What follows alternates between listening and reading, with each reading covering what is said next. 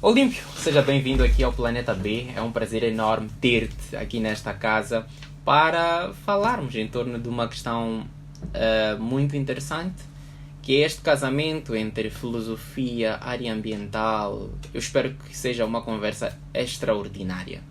Pois, também espero mesmo. Muito obrigado pelo convite. É uma honra estar aqui na vossa casa, no Planeta B. Desde já referir que, olha, Maló, não temos o Planeta B.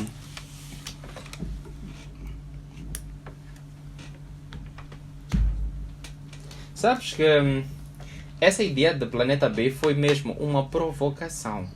Porque, sim, nós não temos um Planeta B fisicamente falando, aquela estrutura, né? Mas quem tornou este planeta doente, entre aspas, como ele está, fomos nós. Foram as nossas atitudes. Então, para nós regenerarmos, reestruturarmos, tornarmos ele novamente saudável, é preciso nós termos uma outra atitude. E este planeta mesmo, o A, reestruturado, onde as pessoas pensam nas questões ambientais, é o tal B. Vejo que já começamos a conversar. É? Permita-me, antes de qualquer coisa, de saudar os nossos ouvintes. Sintam-se todos saudados. Eu sou o Olímpio e estamos aqui para conversar. É excepcional, Olímpio, hein? Sempre com um sorriso. Eu queria tanto que pudessem ver-te, mas felizmente podem. Alguns. Só entrarem no Facebook e pesquisar Rádio Universitária e vocês verão o Olímpio. Verão aquele com a camisa preta, o cabelo bem penteado, o sorriso de orelha a orelha. Fantástico, Olímpio. Mas diga-me uma coisa, de onde é que vem essa ideia de estudar filosofia? Bom, primeiro, eu acho que em alguma fase da vida todos deveriam fazer filosofia. Ou nos primeiros dias dos seus anos, ou já na fase adulta. Mas todos nós precisamos estudar filosofia por conta mesmo desta vertente cívica, por conta mesmo desta vertente de consciencialização. Enquanto vamos conversando, os ouvintes também vão poder perceber que é uma necessidade. E aproveito para dizer isto. Se, de fato, todos nós, Maloa, estudássemos filosofias, exato, acho que não estaríamos aqui conversando sobre o planeta B. O planeta A já estaria mesmo seguro e não precisávamos de tudo isso. Uau, Olímpio. Estás a deixar-me no chinelo logo no início. Olha que eu, por um momento, estava perdido no que estavas aqui a dizer. O planeta A. Já entendi o que estavas a dizer. Mesmo no nosso Facebook, o Denilson Manique, ligado a partir do Secoma. Oh, Denilson, cumprimentos. Agora, indo mesmo ao início da nossa conversa, é interessante percebermos, afinal de contas, esta coisa de filosofia. O que é que vem a ser filosofia? Porque muitas das vezes sobre filosofia, todos nós repetimos aí, só sei que nada sei, o homem é a medida de todas as coisas. Mas o que é filosofia ao certo? E obrigado por teres tocado neste ponto. O homem é a medida de todas as coisas. Vamos recapitular este ponto mesmo, que é para falar da questão do planeta, da questão do ambiente. Porque foi exatamente aí que começamos a matar o nosso ambiente, a matar o nosso planeta, com esta ideia antropocêntrica, essa ideia de que o homem é a medida de todas as coisas. Vamos voltar a este ponto. Pronto, filosofia. O que é filosofia? Se buscarmos a etimologia do próprio termo, creio que todos nós já ouvimos falar alguma vez. Filosofia é aquela coisa que nós dizemos é o amor. É o amor, é a amizade, é o saber. Filo, que significa amizade, significa amor. E Sofia, que significa amor. Aliás, que significa saber, conhecimento. Esta é a definição romântica. Esta é a definição clássica do que é filosofia. Mas se for para definir filosofia hoje, Eu diria que num mundo em que todos vivem numa caixa. Ok. Caixa mesmo. Sim. Trancafiada por completo. O filósofo, neste caso, seria aquele que abre a caixa. E a filosofia seria o mundo que te é apresentado. Então, a filosofia é esta liberdade, a filosofia é esta iluminação, a filosofia é esta consciência de poder pensar, de poder imaginar e, acima de tudo, de poder participar enquanto cidadão. Isto é filosofia. Muito interessante. Então, muitos de nós, se calhar, ou muitos de nós gostam da filosofia, muitos de nós filosofamos. Filosofar já seria o ato, né? Exatamente. Muitos de nós filosofamos sem saber, né? Algo inconsciente. Será que todo ser humano é filósofo? Tipo? Não. Esta ideia é muito repetida. Mas permita-me te fazer uma questão, o Malô. Ai. Eu vou sofrer em direto. Os médicos. Ok. Temos os nossos médicos convencionais. Aqueles que vão à escola, estudam, passam por lá 7 anos. Tem todos aqueles métodos científicos. Alguns 7 que viram 15. Okay. Exatamente. Todos aqueles métodos científicos. São médicos, sim, ou não? São médicos. Mas nas nossas comunidades temos os nossos avós, okay, os nossos amigos, alguns dos quais conhecem alguns medicamentos da terra. Chamamos-los médicos também? Tradicionais. Sim, são médicos tradicionais. Mas a linhagem basicamente é esta. Não basta só começar a falar, a refletir algumas coisas e já nos arrogarmos filósofos. Okay. Existem bases técnicas, bases hermenêuticas, e são essas bases que fazem de nós filósofos. Okay. É mais do que falar, é mais do que refletir, é mais do que interpretar bons textos, bons livros. É algo muito mais a fundo do que isso. Muito interessante. Porque eu também, como da área da educação ambiental, revejo-me totalmente no fato de nossas áreas têm algo em comum. Vamos tirar todas as outras coisas em comum, mas há algo essencial, que é aquela ideia construída socialmente ou difundida de que todos podemos ser, todos somos, todos fazemos, e de certa forma nem todos somos, porque por isso que as universidades têm um curso que quer dizer que é para formar a pessoa para ser aquilo. Exatamente. Então, por mais que alguém possa fazer bonito, etc., mas há alguma questão científica que é preciso vir aqui e aprender. Exatamente. Né? Então isso é muito interessante. Exatamente. Agora, por favor. Permita. Ainda voltando à questão da medicina tradicional. Os médicos tradicionais, aquelas pessoas com aquele conhecimento medicinal nas nossas comunidades, até podem conhecer alguns medicamentos, mas a dosagem exata, essa fica escassa. É aí que chamamos a cientificidade da coisa, que é este equilíbrio entre o científico e o que se sabe. Agora, eu assim em forma de brincadeira ou automaticamente eu fui dizendo que o homem é a medida de todas as coisas. E tu logo disseste que é exatamente aí onde começam todas as preocupações, destruição, exatamente, etc. Como assim? Qual é a relação que podemos estabelecer entre esta? Ou melhor, primeiro vamos começar por o que significa, ou o que eu nem sei quem disse, estás a ver? Eu sou um zero à filosofia.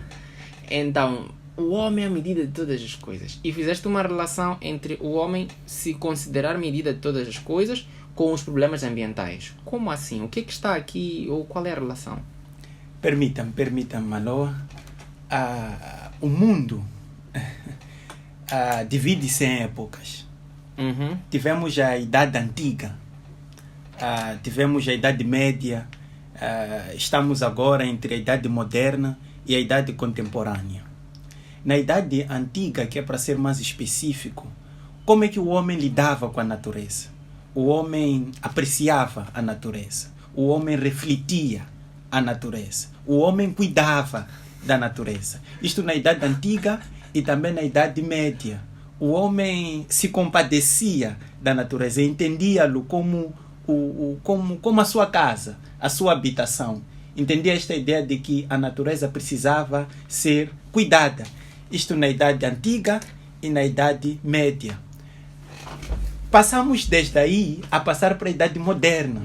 É onde as coisas começam, infelizmente, para o mal da própria natureza. Exato. O homem adota esta ideia de que ele próprio é a medida de todas as coisas. De todas as coisas. É a inauguração do antropocentrismo, isto é, o homem no centro. O homem olha para a natureza como aquele que deve lhe servir.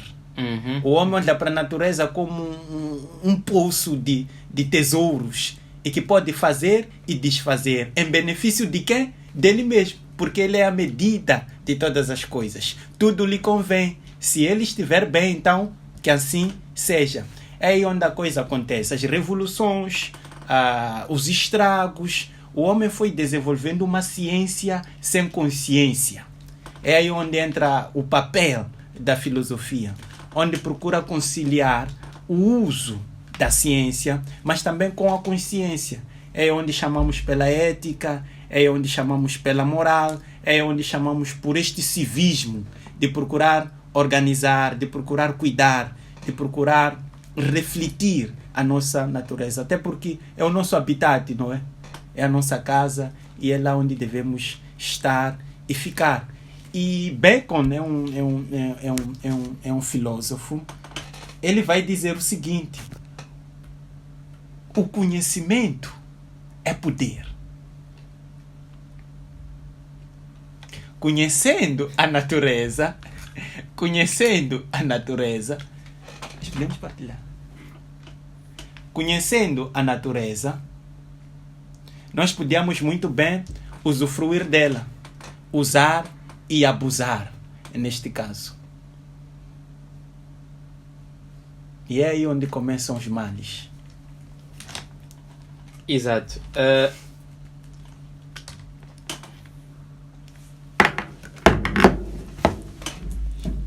Muito interessante esta dissertação, que em épocas houve momentos em que nós apreciávamos a natureza. Olhávamos, uau, este jardim, estas flores. Mas depois nós começamos a olhar que não, a natureza fica um mero instrumento.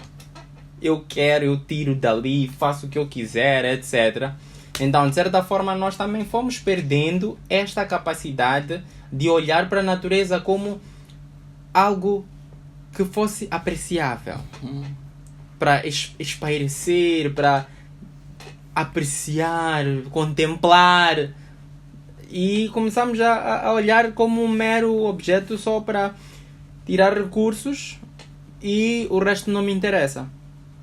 Então, mas o que será, ou o que achas que contribuiu para este afastamento, para esta mudança de mentalidade? Bom, o homem é o homem neste caso. Penso até que não seria se não fosse ambicioso. É esta ganância, na verdade. Esta procura de sustentabilidade acima de todas as componentes morais e éticas. Vamos voltar ao conceito que tínhamos já colocado.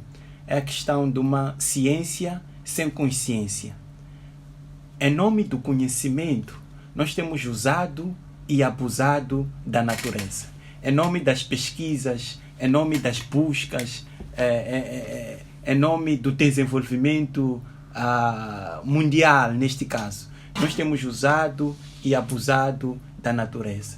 Então, numa linguagem politicamente correta, nós diríamos que o homem chegou ao estágio que chegou porque ele é curioso. É curioso, quer buscar mais, Quer dizer, não basta só olhar ao mar, tem que procurar compreender o que tem lá no fundo do mar. E achando alguma coisa, desfaz. Okay. Não basta só olhar para a floresta, tem que procurar cortar a madeira para procurar saber de que é feita, na verdade, a madeira. Então, é esta curiosidade que foi viciando o homem. Porque quanto mais fazia, mais ânsia de fazê-lo tinha. Mais ânsia de fazê-lo tinha. Para dizer que o homem começou a fazer estas experiências, estas buscas, e o mesmo no final do dia descobriu, ou melhor, desenvolveu em termos técnicos, etc., mas acabou criando um buraco enorme que o mesmo agora já vê-se com a difícil tarefa de encontrar como fechar esse buraco. E como é que a filosofia pode nos fazer entender melhor? Mudar? Será que é possível nós recuarmos no sentido de vivemos um mundo tão desenvolvido e esse nosso desenvolvimento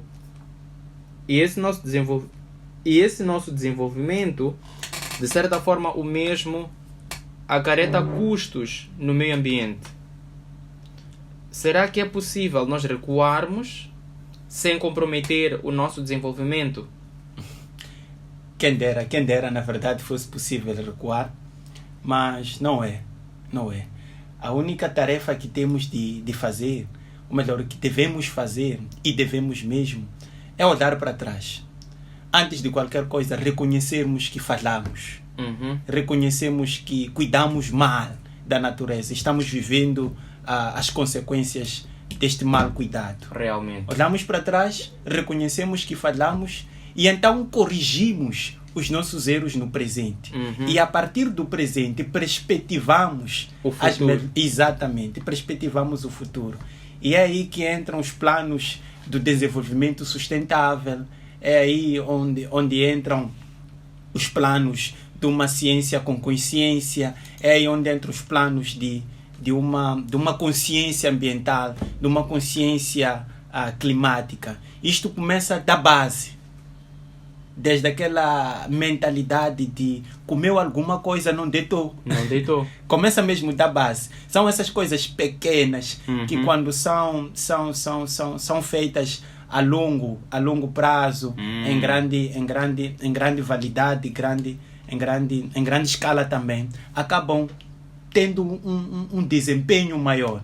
E cedo ou tarde, a natureza vai se ressentindo disto. Do mesmo jeito que a natureza se ressentiu da nossa má ação, pode muito bem ressentir-se da nossa boa ação. Mas aí que vem um outro ponto. Esta questão egoísta do homem é difícil para um homem, para um jovem, um adulto, incutir nele mesmo a ideia de que eu tenho que fazer algo bom pela natureza, mas não por mim mesmo, pelas gerações que vêm. Esta ideia, esta consciência futura que precisamos incutir nas pessoas. Se mato a natureza hoje, eu estou matando as próximas gerações. Infelizmente, Malô, há pessoas que já estão nascendo deficientes por causa deste mau cuidado que estamos tendo com a natureza. Então, imaginemos nós, daqui a um século, como é que as pessoas nascem ou vão nascer? Como é que a natureza vai se comportar? Que tipo de oxigênio, que tipo de ar a natureza vai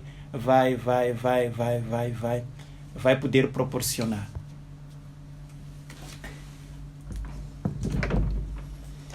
Que tipo de ar a natureza vai proporcionar? Há mesmo vários filmes, né, que há algum tempo era ficção científica ou algumas coisas nós não acreditávamos ser possível, mas atualmente nós vemos, é só pensar no impacto que as mudanças climáticas têm em Moçambique.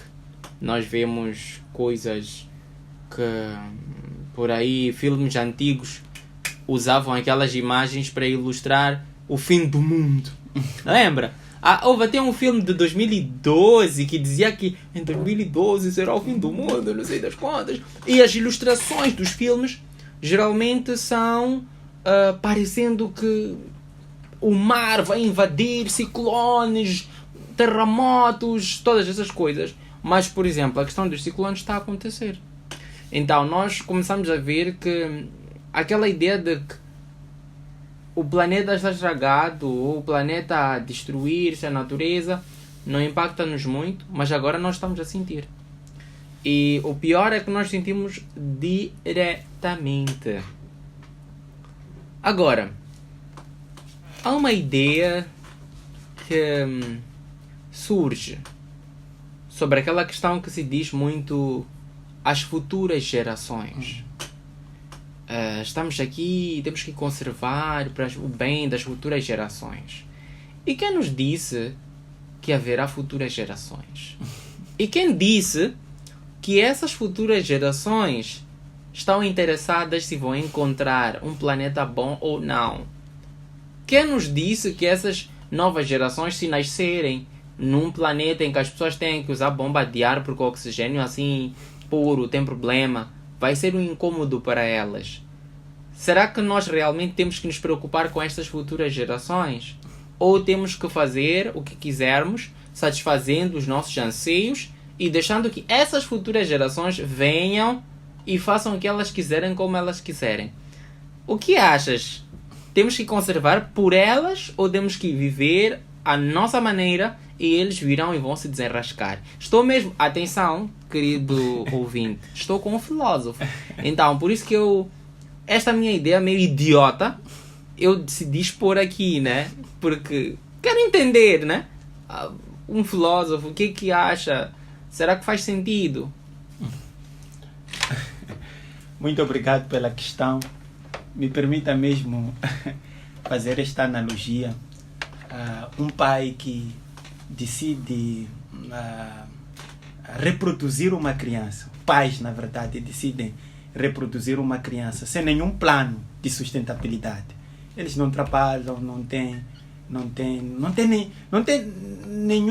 nenhuma responsabilidade financeira, emocional, até mesmo espiritual, de cuidar da criança. Mas é aquela coisa, vamos fazer, vamos ver o que acontece. E de fato, as crianças crescem, é o que a sociedade diz. Mas há um ponto que temos que vislumbrar aqui. Elas crescem, mas crescem mal. Crescem, mas crescem mal. Uma sociedade em que precisa de como é que chamaste? Chamaste de bombas. Bombas de respiração. Chamaste de bombas. Bombas de respiração. Se vamos ao hospital agora, em qualquer país que seja, vamos perceber que estas bombas estão em escassez. Há pessoas que estão morrendo lá por escassez destas mesmas bombas. O que me faz questionar, o que nos garante que até lá teremos estas bombas para toda a humanidade, para todos e tal. Então eu acho que devemos cuidar da natureza sim, não só por nós, mas também pelas futuras gerações. O que está em causa aqui não é sobre o Olímpio, não é sobre o Maloa, não é sobre a continuidade do apelido Moiane ou outro apelido, não. O que está em causa é a humanidade. O que está em causa é a nossa espécie. E parecendo que não, nós vamos desaparecer. Se continuarmos nestes moldes, nós vamos desaparecer. O homem é adaptável, sim, é adaptável, mas até que ponto? Até que ponto ele aguenta esta adaptabilidade? Num mundo, numa região, num contexto em que, por conta mesmo das mudanças climáticas, as pessoas nascem facialmente... como é que colocar este termo? Mas vamos colocar da seguinte forma. Na China, depois do lançamento das 2 bombas atômicas, algumas pessoas nasceram desfiguradas. Compreenda isto numa escala maior, onde todos nascem desfigurados. A questão que colocamos é esta: o que é que faz de nós humanos? E neste período, neste processo, não vamos perder, porventura, esta humanidade? É sobre isto que devemos pensar, refletir. A humanidade no seu todo. Humanidade. E nós, tudo bem. A humanidade no seu todo.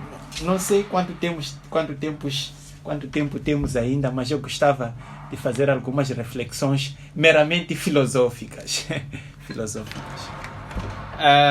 Muito interessante este exemplo da questão das cidades de Hiroshima e Nagasaki, que as bombas atômicas, né? Até hoje o impacto das bombas atômicas é sentido.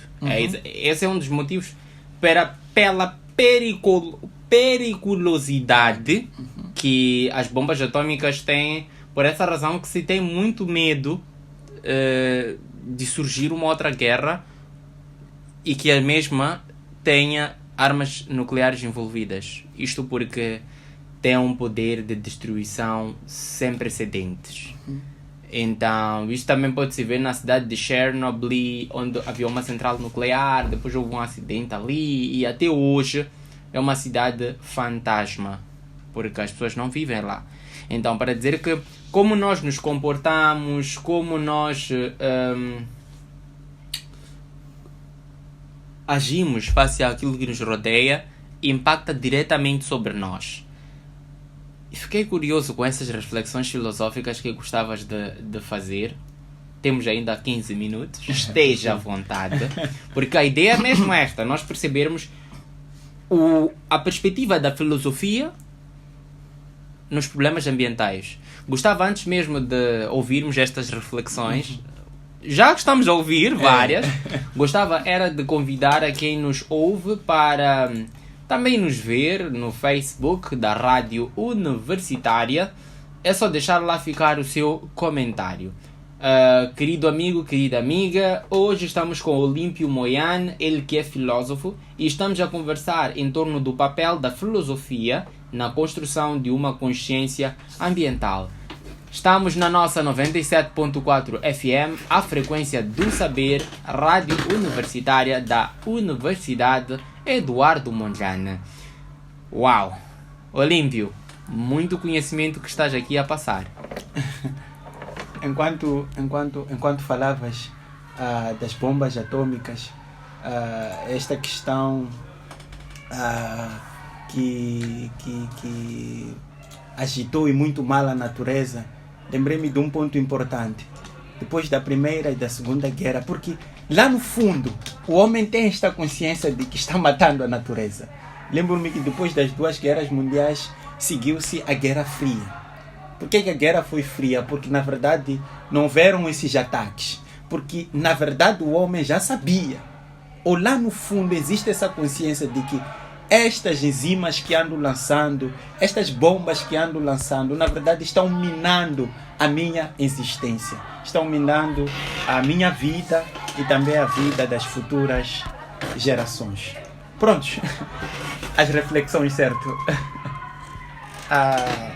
Falar das mudanças climáticas hoje em dia, Maloa, e vais concordar comigo, é o politicamente correto. Parece-me que para sermos aceites em quase todos os fóruns, recebermos alguma coisa de todo o canto do mundo, nós temos que falar das mudanças climáticas. É o politicamente correto, certo? Hoje quem não fala das mudanças climáticas está fora deste contexto, está fora deste assunto. Mas vamos lá. Quem antes de qualquer coisa começou com a destruição da humanidade? E por que na verdade precisamos ou temos usado e da forma como usamos a industrialização? Vamos olhar isto numa vertente mais africana e também ocidental, Maloa, se me permite. Se formos a olhar para o Ocidente está como está, Maloa, por causa da industrialização. O Ocidente está como está, desenvolvida, ou melhor, não está desenvolvida. O Ocidente está... Tem uma diferenciação muito profunda aqui entre países capitalistas países industrializados e países desenvolvidos. Países industrializados são estes países que nós temos visto Estados Unidos, a Inglaterra, Alemanha, são países industrializados e esses têm matado e muito a natureza. Países desenvolvidos têm sido muitas das vezes os países nórdicos, onde a fome é escassa, na verdade. A dignidade humana, a ética no seu verdadeiro sentido, já superou várias modalidades. Então vamos começar por aí, a diferenciação entre países industrializados e países desenvolvidos. Estes países industrializados estão como estão porque usaram e abusaram da terra. Os ouvintes vão concordar comigo. É estranho quando o estrago já foi feito, Malô. O estrago já foi feito. África, quando tenta despertar, África, quando tenta também, de alguma forma, desenvolver ou industrializar o seu continente, o discurso muda. Compreenda o raciocínio, Malô. O discurso muda. Quando era para o desenvolvimento e a industrialização dos mesmos, o Ocidente fez e desfez. Quando é para o desenvolvimento de África, o discurso muda. Vamos usar uma ciência mais virada à consciência. Vamos fazer isto, mais aquilo. Mas se prestarmos atenção, se a África está como está, o Malô, e principalmente porque Moçambique é um dos países, é um dos 3, se não estou em erro, países que mais se ressente dessas crises climáticas. Em contrapartida, Moçambique não é um país industrializado. Como é que explicas isto, Malô? Não é um país industrializado. Então, o que deve acontecer aqui? Não devemos diabolizar no seu todo a industrialização. Porque como africanos, como Moçambique, nós precisamos dela para o nosso desenvolvimento. O que devemos fazer aqui, eu já tinha colocado esta questão, este ponto, é a ideia do desenvolvimento sustentável. No lugar do carvão, vamos usar outras fontes de energia. Temos eólica e tantas outras. Então, a questão não é abandonar o barco. A questão é procurar o equilíbrio. É procurar minimizar a situação. Porque ficar de braços atados, abandonar por completo a industrialização, é ainda mais retroceder a nossa civilização. É ainda mais retroceder aquilo que nós somos. E mesmo para terminar, eu vou voltar a este ponto. Falar das mudanças climáticas hoje em dia é o politicamente correto e infelizmente, vou até te parabenizar, Malô. Você é um ambientalista, eu tenho acompanhado os teus trabalhos e sei que mais do que qualquer outra coisa fazes mesmo de coração. O ambiente te preocupa, mas infelizmente nem todos fazem da mesma forma. Há quem faz isso simplesmente porque quer receber alguma doação. Há quem faz isso porque simplesmente quer receber algum financiamento. Quantas organizações sociais recebem fundos, vão às comunidades e não fazem nada? Tiram algumas fotos, isto parecendo que não é danoso, parecendo que não vai contra aquilo que é a nossa dignidade humana. É feio. Quando por conta do dinheiro matas. Eu vou colocar isto nessas condições, João Malô. 1000 vezes aquele jovem que atira o plástico na natureza porque não sabe que é danoso para a natureza, do que aquela pessoa que recebe, e já estamos falando das organizações na sua generalidade, do que aquele que recebe o dinheiro e não consciencializa, não muna aquela pessoa que não sabe de instrumentos ou de conhecimentos para que possa lidar melhor com a natureza. Infelizmente nós temos assistido isto e é feio. E mais uma vez estás de parabéns, você, o seu grupo, o Planeta B.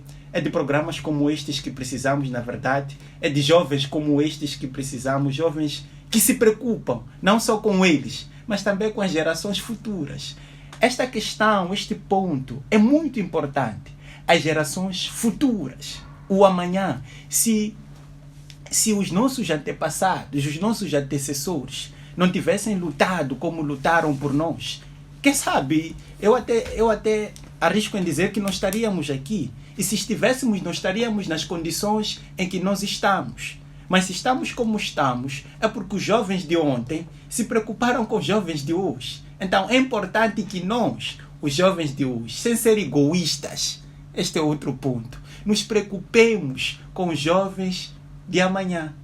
Talvez para terminar mesmo, Maloa, eu e mais alguns jovens fizemos um trabalho, uma obra, na verdade, intitulado Crônica dos Desastres. E neste livro nós falávamos destas coisas, na verdade, e discutíamos sobre esses assuntos, a questão de ir a Marte, levantávamos estas reflexões, a ideia de ter que cortar uma árvore para depois organizar uma conferência, sei lá onde vamos fazer destas árvores uma carteira, uma mesa, para depois discutir sobre a destruição da natureza. Então, neste livro nós discutimos estas questões. E tem um texto lá que diz, o título na verdade é E Depois de Marte. É um texto irônico, na verdade. E depois de Marte? E depois de Marte, Malô? O que é que vem a seguir? Porque nós tivemos como bem disseste, este planeta A.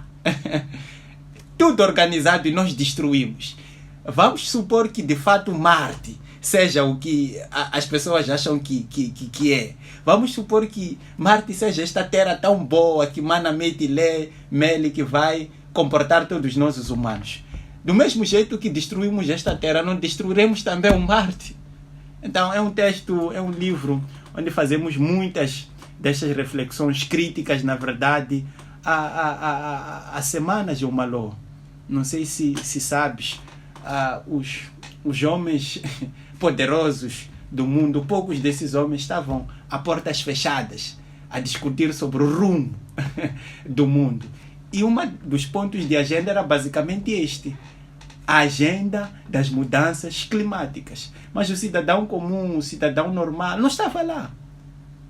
Sequer se sabe destas discussões, mas estava lá a se discutir sobre a direção, sobretudo de África, desta regente das mudanças climáticas.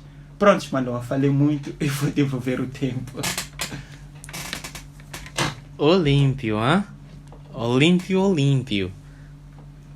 Uau, excepcional, bem colocado esta questão das organizações, algumas que de certa forma usam o nome mudanças climáticas para poder ter alguns benefícios, financiamentos e de certa forma, por não ser algo que vem de dentro, compromete as ações de quem vem, de quem faz porque deve fazer, de quem faz porque sente que é intrínseco, né? Uau! Tiraste-me mesmo as palavras da boca. Infelizmente o tempo é aquele, o tempo também foge bastante, mas é excepcional, Olímpio. Meus parabéns por esta obra. Crônicas de Desastres. Vejo que foram vencedores do concurso literário, aliás, de um concurso Exato. literário, edição de 2023. Agora, quem quiser adquirir esta obra, como é que a pessoa pode fazer? Gostava mesmo que deixasses aqui ficar mais estes detalhes, porque só pelo pitch, vou assim dizer, pelos segundos que falaste sobre esta obra e estas reflexões que fizeste, deixou mesmo a pensar sobre... Há muita coisa que nós não sabemos ou não vemos, como esta questão destas discussões que falavas, que ocorrem e que determinam o nosso futuro, mas que nós não estamos lá. Então, acredito que na obra tenha mais detalhes, tenha mais... esteja de forma mais exaustiva. Então, há quem naturalmente pode estar-nos a ouvir e gostava de adquirir a obra. Então, como é que pode fazer? E também para... Não sei se tens escrito textos, como é que a pessoa pode fazer para te acompanhar. Deixa lá aqui ficar. prontos para as questões da aderência da obra. É só entrar em contato com a editora Funza. Eles é que foram responsáveis pela coletânea, na verdade, da obra, como bem dissestes. Foi um concurso. Então selecionaram os textos que selecionaram, organizaram da forma que organizaram e saiu este lindo bebê, que acima de tudo é uma crítica e também chamada de atenção a esta ideia da consciência climática. Prontos, sobre mais assuntos, eu sou o Olímpio Emídio Moian, tenho escrito alguns textos sim no Facebook, também alguns no meu LinkedIn, é lá onde vão encontrar o meu portfólio profissional. Muito obrigado. Olímpio, já mesmo de saída, o que é que gostavas de deixar ficar para quem esteve aqui a nos ouvir? Aquela mensagem para todos aqueles que ainda não começaram a refletir em torno da importância que nós temos ou do impacto que as nossas ações têm ao nosso redor. Qual é aquela mensagem mesmo? Eu noto que há uma mensagem que gostavas de deixar ficar em jeito de últimas considerações. Muito obrigado mesmo. Eu olho para... Vou até personalizar isto. Eu olho para nós, as pessoas que não cuidamos do meio ambiente, que não cuidamos da nossa casa, como aqueles que quando acordam não arrumam o seu quarto. E mais do que não arrumar, ainda trazem troços de fora e colocam lá. Aquilo cheira, aquilo é desorganizado, aquilo estraga. E isso para dizer o quê? Gente, vamos cuidar da nossa casa. Vamos cuidar do nosso espaço. Nós somos humanos e a nossa humanidade está intrinsecamente ligada, ou diretamente ligada à natureza. A inexistência da natureza vai ditar, por conseguinte, a nossa inexistência. As crises climáticas, os ciclones, todas estas coisas que têm acontecido no nosso cosmos, na verdade, é um grito de socorro da natureza. Na verdade, é a natureza gritando, é a natureza procurando dizer alguma coisa. Está dizendo. A questão que coloco é esta: como é que nós estamos reagindo à voz da natureza? Como é que estamos reagindo ao pedido de socorro da natureza? E quando fazemos isso, matamos os peixes no mar. Quando lançamos o peixe no mar, matamos os peixes, os mesmos peixes que consomem aquele plástico e consequentemente também consumimos aquele plástico porque consumimos os peixes. Começamos a morrer, sei lá porquê, e não sabemos qual é a justificativa. Mas na verdade é a natureza nos devolvendo aquilo que nós temos dado a ela. Então a questão que deixo é: vamos cuidar da natureza, vamos cuidar da natureza e vamos cuidar. Muito obrigado, Maloro. Sou eu quem agradece. Noto aqui que temos uma pergunta que em 30 segundos, se calhar podias deixar ficar. Sou Leopoldo Agapito, jornalista da Rádio Moçambique e presidente da Associação de Jornalistas Ambientais, e gostava de saber como é que o convidado avalia a qualidade da cobertura jornalística das temáticas ambientais. Sigam firmes e abraços. Em 30 segundos, porque estamos mesmo já em cima da hora, o Leopoldo pode também entrar em contato conosco caso queira ter uma sessão com o Olímpio, e como pode ouvir muito conhecimento que aqui deixou ficar. Em poucas palavras mesmo, eu não vou dizer tudo. O que posso e vou dizer é que, na verdade, os jornalistas têm mostrado o que recebem. Na verdade, os jornalistas têm transmitido o que recebem. A iniciativa de, por si só, pesquisar, a iniciativa de, por si só, a procurar desenvolver tarefas ou atividades que beneficiam em grande escala a natureza, não tem sido de grande impacto. Eu não vou falar, tinha muito, na verdade, por dizer sobre esta questão, e o Leopoldo concordaria comigo, mas o tempo nos foge numa outra oportunidade. Muito obrigado, Olímpio. Leopoldo pode entrar em contato conosco e vamos o conectar ao Olímpio e vai naturalmente perceber melhor ou ouvir ainda mais detalhes em torno da perspectiva que ele tem sobre esta questão. Querido amigo, querida amiga, eu sou Manuel Maloa e foi com muito gosto que estivemos juntos aqui nesta nossa 72ª edição do dia 17 de julho de 2025, onde estivemos a refletir com o filósofo Olímpio Moiane em torno do papel da filosofia na construção de uma consciência ambiental. Querido amigo, ver-nos-emos na próxima quinta-feira, se Deus quiser. Um grande beijo! Tchau, tchau! Tenha um bom final de semana.